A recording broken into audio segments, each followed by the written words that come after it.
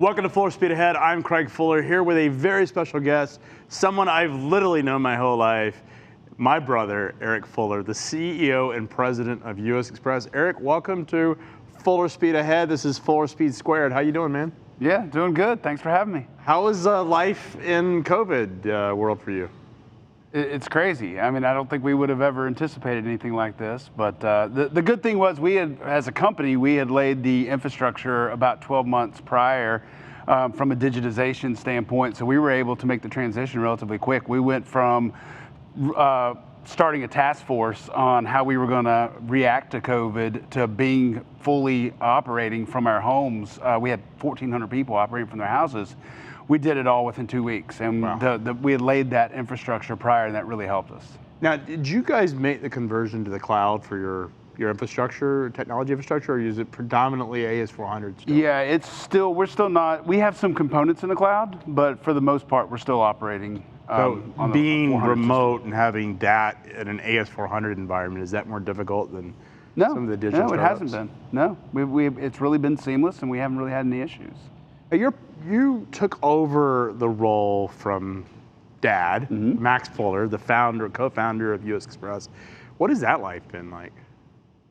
You know, I mean, in a family operation like that, it's always interesting, and there's always different dynamics. I mean, obviously, he's the executive chairman. He's still involved in the company, and so there's always that dynamic that plays out. But you know, he was real intentional about when I took the role about kind of laying out the expectations, which was to prepare the company to move into kind of the next phase of where we wanted to take the company, which was, you know, focused around profitability and growth. And you know, the company was really in a transition. If you think about it, the company was highly entrepreneurial, growth oriented, in some ways maybe even grow at all costs. And so we were trying to pivot to what, you know, you would call kind of a little bit more of a maturely managed organization, and one that was a lot more intentional about how they did things. And so as myself and our CFO both came into our role, it was really about how do we pivot this organization to one that is much more metric driven, you know, data oriented, really focused on processes and workflow. And we wanted a management team that we could bring in that was our management team that was built out that way, that knew how to manage in that manner. And that's really been what we've been working on over the last couple of years. Is it difficult taking over from a founder? Oh, absolutely. What are the challenges? Well, I mean, you think about it when you have a founder, and whether it's family or not, I mean, that's their baby, right? I mean, it's a different dynamic than if I were to replace a CEO who'd been in that role for 5, 10, 15 years. They're there and then they kind of leave. A founder never leaves, right? I mean, it's his company. It's always going to be his company, and so there's always that dynamic that plays into it. But I think I understand that, and I think he and I work well together, and you know, I get him involved where it makes sense and where he wants to be involved, and if there's things that, you know, he doesn't want to be involved in, it works well, and I can go and kind of do my own thing. And so I think it took us a little while to figure that out. The dynamic's a little tough, but I think we've got a good rhythm now, and it's working. Is it easier being family in that environment or harder? You know, I think it's probably both. I mean, I think that if somebody were to come in and they didn't have the family dynamic, it would be tougher in some sense because the founder would still be there and they would have, you know, there's a little bit more I can get away with in a sense, right? I can push back a little harder, and where maybe somebody who was coming in off the street would maybe have a little bit harder time doing that. And he wants you to succeed. I mean, you're family. Absolutely. You're his oldest son. So. But then on the flip side, you know, the family dynamic also plays into it, and that makes some difficult. I've worked there's for a difficult Dad. piece as like well. I mean, I know exactly what you're talking about in a business that I ran, but also he was funding, and it is certainly different. Having outside investors here changes the dynamic because there's less emotion in it, Sure. right? But you guys, you know, it's interesting sort of seeing the evolution. You took over in 2017. The company did an IPO in 2018. Probably a really difficult. You went in and did the public offering, what became, and I don't think anyone really realized, a much more difficult environment. You know, we had the trade policy issues that took place in, you know, within weeks of the IPO, and then you had this sort of cyclical downturn in the trucking market. You took over in that moment in time. I'm wondering what was that experience like for you personally as CEO, and what have you learned from that? Yeah, you know, it was a moment when we went through the IPO. The market seemed to be strong, robust, things seemed going to be going well, and really, for all intents and purposes, it kind of fell off a cliff, really almost right off the backside of us going public. I mean, Trump did his tariff changes within weeks. Right, we saw a big slowdown in the market, and then obviously rates started doing their thing through the back half of 18 and slowing down into 19, and so that was that made things a lot more difficult. We as we went to IPO, and really over the last couple of years, you know, there is an element of kind of a turnaround story, in that we've got some things that were broken that had to be fixed, and we were in the process of fixing some of those things, and 18 made a lot of the things that we were doing a lot more difficult to continue, and probably made it a lot harder for us to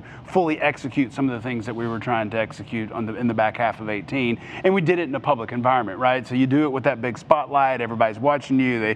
You have to publish your results every quarter, and it makes it a lot more difficult in some cases. Just in terms of disclosure to the audience, I, through my trust, have some equity in US Xpress. So just in terms of disclosure, so I'm obviously have some vested interest in the success of the stock, but also at running a media business and a business that reports in this industry. There's a lot of, I think anybody that was in 18 and 19 understands the difficulty of living through that in trucking. I mean, as an industry, in 2019, the entire industry lost money. Not every company, but on average, the entire industry lost money. I'm wondering what was that experience for you personally? I mean, this was the first set of quarters where you're the face of the company. Sure. You've taken over from the founder. How did that experience sort of shape what you guys have now done?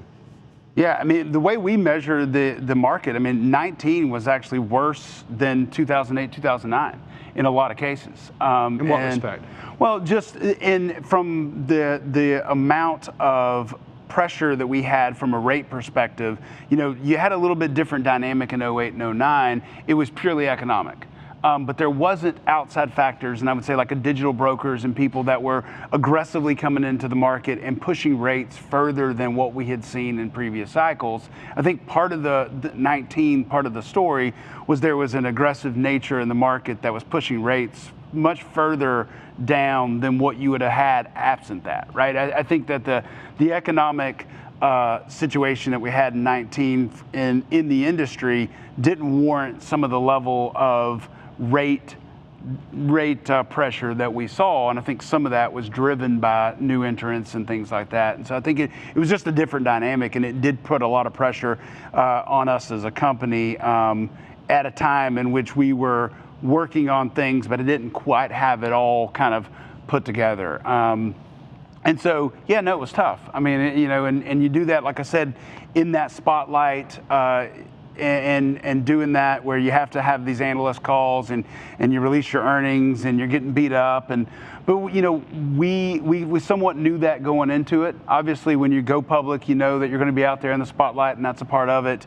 We also consciously made a pivot in late 2018 on our strategy, and part of that pivot we realized was not going to bear fruit for probably anywhere from 4 to 8 quarters, and we knew that there was going to be a period of that time where we were going to get probably beat up because it looked like maybe we weren't making the changes that were expected by the market, and we knew that going in. And I remember myself and my CFO talking to our strategy team in late 2018 and saying, here's our strategy, here's what we're going to execute, but this is a 6-8 quarter strategy, and for the next 4 to 6 quarters, we're not going to talk about it in a large scale, and it's going to be a part of we're going to have to, we're going to take a little bit of pressure, but on the backside, it's going to be the right decision. It's going to set the company up up for the long term. What was the strategy that you keep referring to? So the strategy was our pivot towards a really broad digitization of the company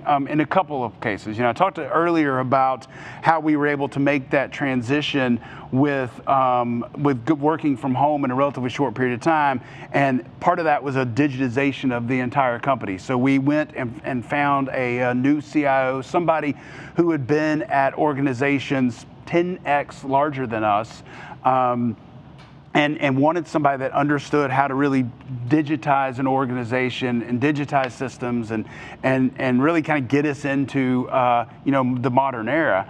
And so we started working on that. At the same time, we started exploring what I would call is really a new business model or new idea, new approach to asset-based trucking. And it really came out of my exploration of the digital brokers in the back half of 2018, as I started looking at what risk did we have as a company with the digital brokers growing and expanding, and was there a concern that they could potentially take our market share and those type of things. So as we started kind of exploring that, and I spent a lot of time in Silicon Valley, I spent a lot of time talking to a number of these startups, and the thing that became evident was they had some really interesting technology that they were applying to this business, but I felt like they were missing something, and what they were missing was that connection with the asset, right? They were missing that connection with the data that the asset provides that's somewhat limited on the broker side. And I really thought, as I was looking at it, that you could take that level of technology that they were applying and the automation and the optimization and the approach and apply it to asset-based trucking, and it actually made more sense. And so we started exploring that as a concept, started building out the business model, and we had a group within the company that went through really months of going in, locking ourselves in rooms, and kind of whiteboarding exactly what this is going to look like, what we need to look like, and the whole works. And then in 2019, we went out looking for management to start building this concept. So this is known as Variant, which is your digital fleet, you describe it. Right. And as I understand it, what you've done is you've taken the digital matching, the quantitative elements, and you basically have said, this is what the outside looking in, and so of course I know some of the, being from the family, I know some of the heirs of the fact that the solo OTR business has struggled. Xpress has historically struggled with this over-the-road business, really since it's really the past 20 years. You basically said, I can't fix that. So rather than trying to fix it, I'm going to just start over. And you started with a whole new set of drivers. Explain a little bit about what that's. Why did you go out and recruit a whole new driver pool, a whole new type of truck? Why not just take what you already had and implement it? I mean, if you look at, we've been working on that. So really 2/3 of the company is highly profitable. It's been highly profitable and successful for a long time. 1/3 of the company has really been a big money loser, and it's been that way for a long time. And we have thrown, I mean, you can go back as much as 15 plus years and you can look at, we have thrown every kind of playbook at the problem. We brought in management from all these other different companies, and we brought in people that were really, really smart, and it doesn't seem to move the needle. And I kind of got to the point where I look, for whatever reason, whether it be culture, whether it be some sort of residual overhang in the business, whether it be systems, for some reason we just can't fix it. And so instead of just continuing to throw everything against the wall to see what's going to stick, let's go do something different. Let's go do something radical, and let's go rebuild it and rebuild, and not even just the actual operation, but the actual business model itself. And so our thought process was, let's rethink this. So we sat down. One of the things that we did is we sat down and said, what are all these paradigms that exist in the trucking industry? And we whiteboarded all these paradigms. And then the question I asked the group is, why? Why do we do these things? Why do we pay drivers by the mile. And you really think about it, well, we pay drivers by the mile. To me, it feels a little antiquated. And today, admittedly, invariant, we do pay drivers by the mile, so that isn't something we necessarily changed immediately. But but we really started to ask ourselves all these other things about these different types of paradigms. One of them was around driver managers. Why do we have driver managers? And one of the things that our group said is, well, drivers are lonely, and they want to have somebody they can talk to. They're out there on the road, they're by themselves. And I said, that's really, to me, it's a little insulting to say that a driver is out there on the road and they want to talk to somebody who is their supervisor or somebody they work with. Why don't we rethink this? Why don't we try to give them their time back so that they can somehow, we can give them the tools so that they can spend time and have conversations with people they want to, like their family or their peers. And so one of the things that we really spent a lot of time on through this is not just the digitization of the load matching and those type of things, but also building out this robust social network so that the drivers can interact with each other and their families. And so we really spent a lot of time saying we're not going to have fleet managers, but what we are going to have is this robust social network that exists within their application so that the drivers can interact with each other and they can interact with their families, and that will help to minimize the necessary need of having to interact with somebody at the home office, which I thought was ridiculous on itself anyway. And that way, and we're seeing that the drivers are getting more of their time back. They don't have to spend it on the phone with a fleet manager. They can spend it with their family, or they can spend it, talking to some of the other people within within the system. And we're seeing a lot of interaction between drivers, and I think that's a good thing. So you've got effectively a digital infrastructure. You have digital matching of capacity. You've got this quantitative approach to the business, something that you would, as you mentioned, you would expect to see in Silicon Valley, not in Chattanooga, Tennessee. Right. But then you've done something that the digital brokers can't do, which is you have the ability to have force dispatch. I imagine from an advantage for our utilization and even just service requirements, it's got to be an enormous edge over an organization that has to essentially incent capacity to come. Yeah, absolutely. If I look at the digital brokers, they've got all this optimization, but the odds are their optimal choice 1, 2, or 3 may decide not to take those loads, right? Our optimal choice number 1, we can make that match, and that driver always has to take that load. And so it does make a significant difference. We can really get optimized solutions on every load match and every load acceptance by having that ability to, with the way that we can manage our drivers. But why set up here's what I still am not clear. Why set up a whole new company or a whole new operation inside of this? New trucks, by the way, they're cool. They look good.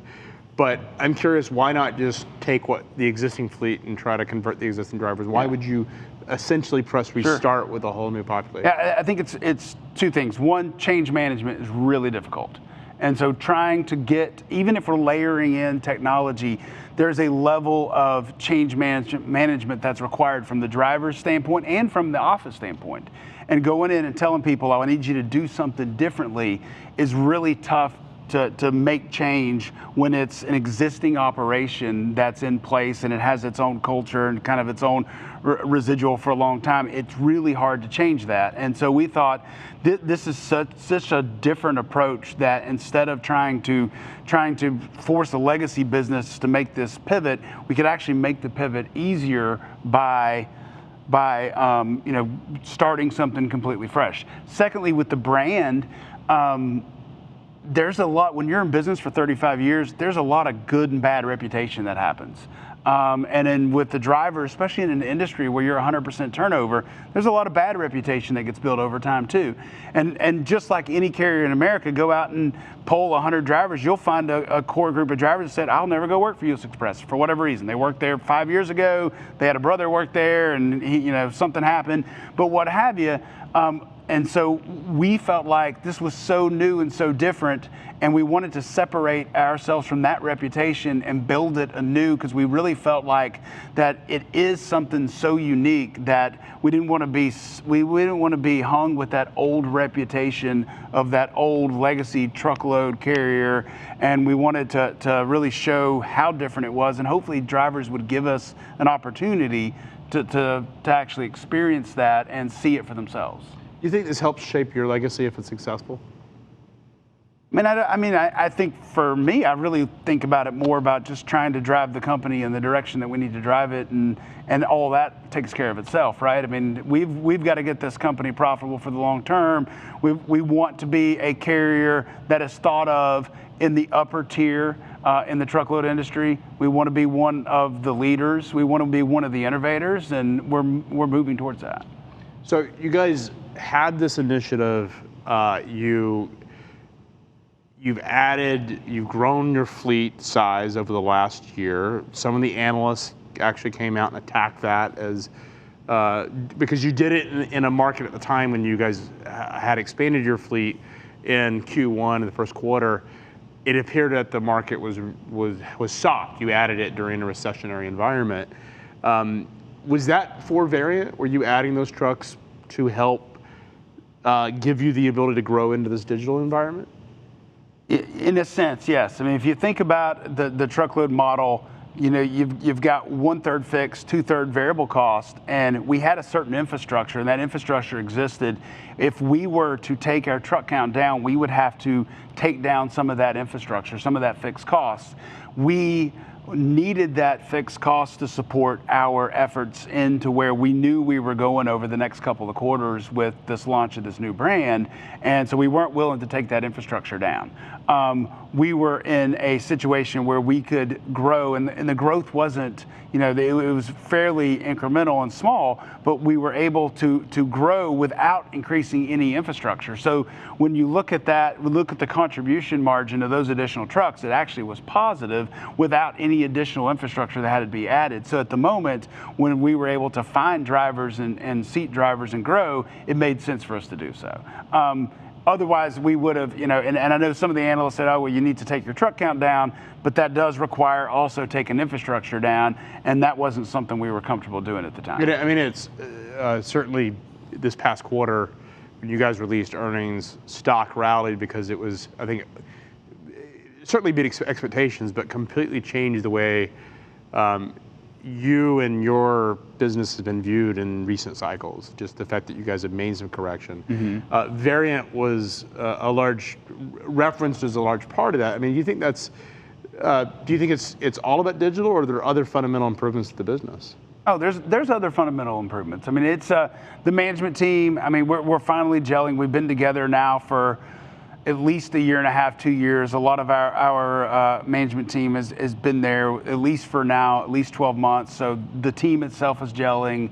We're working together. We kind of understand what needs to happen on a broader sense, and everybody's executing. But the digital strategy has a lot to do with that. I mean, like we said, that legacy fleet of over 2,000 tractors was not fixable. And I mean, and I don't think, even with the team that we have, we might have made some incremental improvements, but we weren't going to make any drastic improvements to it. So I think that just finally getting to that point and saying, hey, we're just going to stop fixing this and we're going to do something else, I think is part of the reason that we're seeing this change now. And the digital fleet, I mean, the metrics are something insane, like 500 basis point improvement for that particular fleet over the existing fleet, right? Well, as our utilization is about 20 to 25% better than the legacy fleet, comparable trucks. Turnover has been reduced by 70%. Oh. Our safety stats are about 30% less safety instances per million miles for those trucks versus our legacy fleet. Also, our service is better. So, I mean, it's a better model. But Eric, why is it that it's why does it quantify better? Is it because the dispatch is mathematically matched and executed, or is there some other secret sauce in there that's driving that? I think there's a lot of things. But that optimization piece is just an element of it. I mean, we looked at the overall, the model, the traditional truckload model, and said, all of these touch points, first off, are they even necessary? Or can we just automate them? And so one of the things that the drivers would tell you is there's just so much less friction and frustration because all of these touch points where they had to, in a traditional asset-based model, they had to call their dispatch or they had to do these certain things, we've automated a lot of that functionality. So things are very streamlined. That takes data, errors and data entry away as well. And so it really streamlines a lot of the operation. And we've done that really from cradle to grave. So all the way from the recruiting aspect all the way through to when a driver's onboarded and they're dispatched and they're picking up freight and delivering freight, all of that has been heavily automated and optimized. And so that really does take out a lot of what I think is the inefficiencies in the traditional truckload model. Did you set up a separate management team or a separate group to incubate this? Yeah, so we opened an office in Atlanta, Georgia, right across the interstate from Georgia Tech. And we went after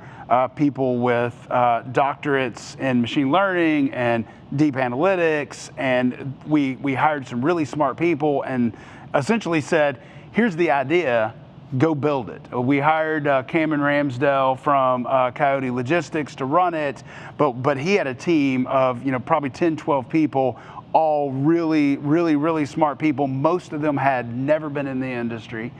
And we said, hey, here's the problem, here's kind of the general idea, and kind of let them kind of run with it. And that was the great thing, is we didn't have a lot of, it has to be this way.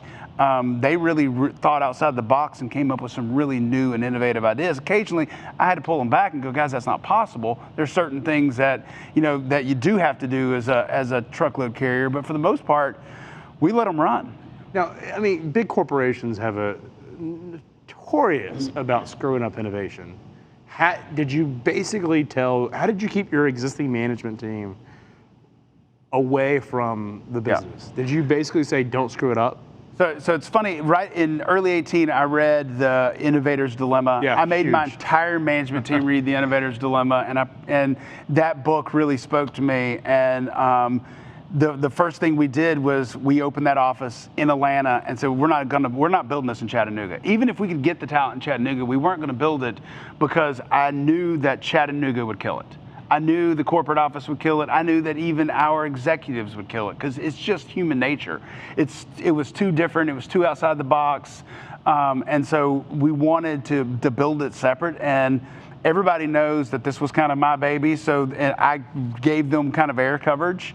And really Cameron had kind of the ability to go and build this thing without a lot of interference, and I think that's the reason we've been successful. Clayton Christensen, unfortunately, passed away. I don't know if you knew that. Yeah. But he is. It's been my Bible as well. Sort of driven the innovators deliver. I think most Silicon Valley companies have done it, but he talks a lot about in the book about how big companies don't see the opportunity. They are pretty dismissive of any innovation that takes place because they break rules that they don't think are big enough, and they slowly just weed away at market share. I mean, do you think that's what trucking looks like today? Yeah, I would tell you, and it kind of came out of this book too, is I think one of the things, the reason that US Xpress was able to do this is we were one of those performers that we weren't in the top tier, right? We've struggled from an overall performance standpoint. And if you look at over history, a lot of times the innovation that comes from incumbent companies doesn't typically come from the top tier companies because they're not willing to cannibalize their existing business in order to completely make these broad, dramatic changes in their business and their operations. And we were willing to do that. We were willing to take this legacy business and say, I'm willing to completely give up on it and go and start this completely new idea and this new business model. And unfortunately, it almost has to be a company that's struggling to an extent that is willing to make that bet. Somebody that's one of the top tier companies in our industry is never going to make that bet because it's not worth the risk. And so I think that was one of the positions we were in that actually made this possible for us and put us in a position to do so. You know, J.B. Hunt did this 20 years ago, not digital. Well, now they've done the 360. Sure. Oh, yeah. But a lot of, back in the 90s, J.B. Hunt struggled with their solo OTR fleet and really went after intermodal, and people thought they were nuts. And now we know how massive Hunt is, and they've built a culture of innovation. Yep. As well with their 360 app. They're doing it from freight brokers. You guys are really doing it from the truckload asset side. Mm-hmm. How do you think about moat, because we going out and raising venture capital and talking to a lot of VCs, every VC worries about how protectable is the idea. How do you think about others potentially creating these digital experiences, digital fleets, and is there bigger chance that's going to happen from an asset-based carrier that's already an incumbent, or do you think it's going to happen from a random upstart out of the valley? Yeah, I mean, if you look at the asset-based business model and all the capital that's required, I think that I would be really surprised to see a startup go that direction. I think it's really hard for a startup to get that kind of capital that would be required to buy tractors and trailers and everything that's needed. That's why you see, most of the investment from venture capital is in the third-party side. So likely, if we see somebody do this on a large scale, it's probably going to come from an incumbent company. But I can tell you that it takes a while. We've been working on this for 2 years. We just launched it, right? So it isn't something that happens overnight. And it does take probably the CEO owning it and saying, we're going to do it, running interference, like you said, because otherwise the business will kill it. And it also takes somebody that's willing to accept that success may mean cannibalization of their legacy business.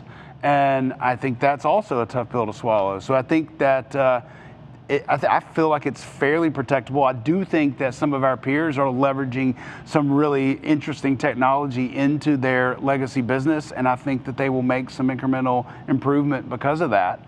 But I don't know that anyone is going to make as drastic a change as we have, at least probably not for the foreseeable future. Now, how do you answer someone that says this is just market conditions? You benefited from a strong sort of COVID recovery, V-shaped recovery. Is that, do you fundamentally believe that the success of your business is driven by the innovations and sort of this new cohesive management experience? It is, because I still have this legacy business over here that I'm comparing to it every single day. And I see the results. The legacy business is still operating at the same level it's been operating for a number of years. And this other business is over here out producing it every single day. And that's really, we've seen these statistics all the way back to our pilot fleet in Q3, Q4 of 19. So we're seeing the same level of performance. And so I don't feel like it has anything to do with, now, you get some headwinds on some of the cost items and stuff from an overall corporate standpoint, but the actual performance of the fleet it has nothing to do with COVID. So you've got a sample size and able to. We're almost 500 trucks now in this division, and day in, day out, it's outperforming our legacy fleet. It's not even close. And over the next couple of years, they're going to replace the full solo OTR fleet. Yeah. So we talked about, we had 2,100 trucks that were underperforming. Our intention is to move those 2,100 trucks to more better performing areas, meaning digital fleet, dedicated, a few other areas that we're making decent returns in. But so we've now moved 500 into the digital. So we have 1,600 trucks today, I guess, that are underperforming, that over the next 4 to 8 quarters, we will be moving those trucks over. The tough part is, since we need to go and source drivers externally because the drivers inside US Xpress don't necessarily match with the model for a multitude of reasons, we're having to go out and source drivers externally, and that's really kind of the headwind that we have, and being able to switch all these trucks over into this just to recruit the drivers that are going to. We have to recruit the drivers. We have to find drivers that work with the model. And they have to change the way they operate. Is there some expectations? They do. It's there's a whole lot less hand-holding. It's a lot more of drivers that are self-starters that don't want to have that connection with the fleet manager. And there's a lot of drivers that like having a fleet manager and somebody to talk to and interact with. And so it